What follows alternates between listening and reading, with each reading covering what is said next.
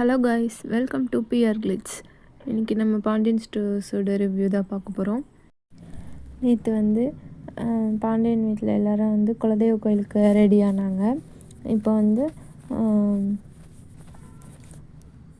பாண்டியன் மீனா வீட்டில் எல்லோரும் வரணும் அப்படின்னு சொல்லிட்டு ஃபோன் பண்ணி கூப்பிட்றதுக்காக மீனாவை கூப்பிட்றாங்க. கூப்பிட்டு அவங்க அப்பாவோட ஃபோன் நம்பர் கொடு, நான் பேசுகிறேன் அப்படி சொல்கிறாங்க. மீனா இல்லை வேணாம், பேசியே ஆகணுமா அப்படி கேட்குறாங்க. இல்லை எல்லோரும் ஒன்றா போனால் தான் நல்லாயிருக்கும் அப்படின்னு சொல்லி ஃபோன் பண்ணி மீனா அப்பா கிட்டே பாண்டியன் பேசுகிறாங்க. அதுக்கு மீனா அப்பா ஃபோன் எடுத்தோன்னே, யார் நீங்கள் அப்படிலாம் கேட்டோன்னே, ஏன்னா அவங்க நம்பரே அவங்கக்கிட்ட இருக்காது.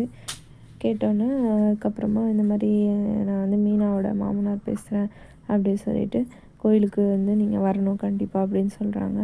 அவன் மூஞ்சில் அடித்த மாதிரி தெரிஞ்சு பேசிடுறான். பேசிவிட்டு எல்லாம் வர முடியாது, ஃபோனை வைங்க அப்படி சொல்லிவிட்டு வச்சிடுறான் மீனா அவங்க அப்பா.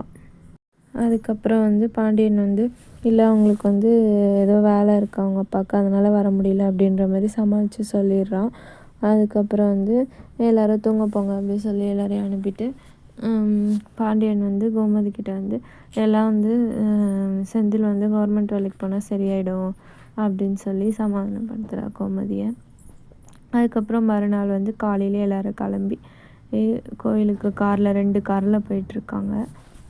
கோமதி எல்லோரையும் எல்லாம் எடுத்து வச்சிட்டிங்களா அப்படின்னு ஒருத்தர் மயில்கிட்ட, அதுக்கப்புறம் மீனா கிட்டே எல்லாத்தையும் கேட்டுட்டு வந்துட்டுருக்கா. மீனா செந்தில் கூட அந்த கேப்லேயும் ஃபோட்டோ எடுத்துக்கிட்டு ஜாலியாக சிரித்து பேசிட்டு வராங்க. மயில் அந்த காரில் இருக்கவங்களாம் பத்திரமா வராங்களா அப்படின்னு எட்டி பார்த்துட்டு வரா. ஏன்னா மயில் ஒரு கார்லேயும் சரவணன் ஒரு கார்லேயும் வந்துட்டுருக்காங்க. அதுக்கப்புறம் எல்லோரும் ரொம்ப ஜாலியாக போயிட்டுருக்காங்க. இதில் மயில் அவங்க அம்மாவும் அவங்க அப்பாவும் வந்துட்டுருக்காங்க. இதில் குழலி மட்டும் வரலன்னு சொல்லிட்டு கோமதி ஃபீல் பண்ணுறாங்க.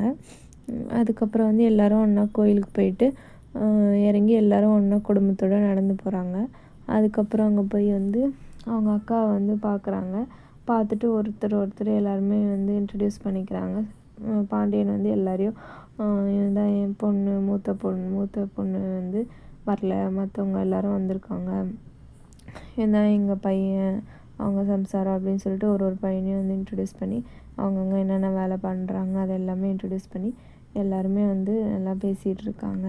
அப்போ அவங்க அக்கா அவங்கெல்லாம் அவங்க ரிலேட்டிவ் எல்லாமே நீ இருக்கியா இல்லையான்னு கூட தெரியாமல் இருந்துச்சு, இந்த குலதெய்வ கோயிலோட பவரே எந்த சொந்தக்காரங்க எவ்வளோ பிரிஞ்சு போனாலும் வந்துடுவாங்க அப்படின்றது தான் அப்படின்னு சொல்லிட்டு எல்லோரும் நல்லா ஜாலியாக இருக்காங்க. அதுக்கப்புறம் பாண்டியன் இல்லை அவங்களுக்கு ஏதோ வேலை இருக்குது அவங்க அப்பாவுக்கு, அதனால் வர முடியல அப்படின்ற மாதிரி சமாளித்து சொல்லிடுறான். அதுக்கப்புறம் எல்லோரும் தூங்க போங்க அப்படி சொல்லி எல்லோரையும் அனுப்பிட்டு பாண்டியன் கோமதி கிட்டே எல்லாம் செந்தில் கவர்மெண்ட் வேலைக்கு போனால் சரியாயிடும் அப்படின்னு சொல்லி சமாதானப்படுத்துகிறா கோமதியை. அதுக்கப்புறம் மறுநாள் காலையிலே எல்லோரும் கிளம்பி கோயிலுக்கு காரில் 2 காரில் போயிட்டுருக்காங்க. அதுக்கப்புறம் பொங்கல் வைக்க எல்லோரையும் கூப்பிட்டு போய் குலதெய்வ கோயில், எல்லோரும் இதுதான் நம்ம குலதெய்வ கோயில் அப்படின்னு சொல்லிட்டு எல்லாம் பார்த்துட்ருக்காங்க. அதுக்கப்புறம் நாளைக்கு என்ன நடக்க போகுதுன்னு பார்ப்போம். குலதெய்வ கோயிலில் பொங்கல் வச்சுட்டு என்னென்ன பண்ணுறாங்க, இன்னும் யார் யார் வராங்க அப்படின்றது பார்க்கலாம். எல்லோரும் நம்ம சேனலை சப்ஸ்கிரைப் பண்ணுங்கள், லைக் பண்ணுங்கள். பாய். நம்ம சேனலை சப்ஸ்கிரைப் பண்ணுங்கள், லைக் பண்ணுங்கள், கமெண்ட் பண்ணுங்கள். உங்களுக்கு வேறு எதாவது சீரியல் ரிவ்யூ வேணும்னாலும் கமெண்ட் பண்ணுங்கள். நம்ம அதுவும் ரிவ்யூ கொடுக்கலாம்.